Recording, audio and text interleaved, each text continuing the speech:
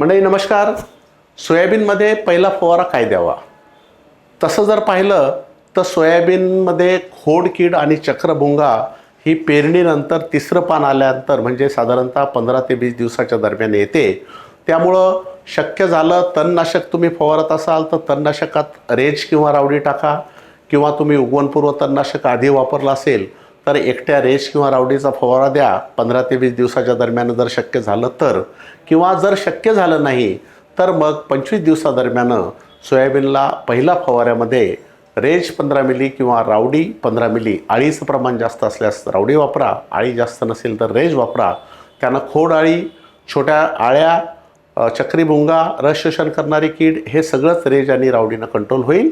आणि याच्यासोबतच 15 milli raise किंवा rowdy सोबत 40 मिली रिफ्रेश आणि 75 ग्रॅम 19-19 हे सुद्धा तुम्ही वापरू शकता. यामुळं फांद्याची संख्या वाढेल, वाढ चांगली होईल आणि नत्रस्फुरत पालाश हे तिन्ही घटक त्याला मिळेल.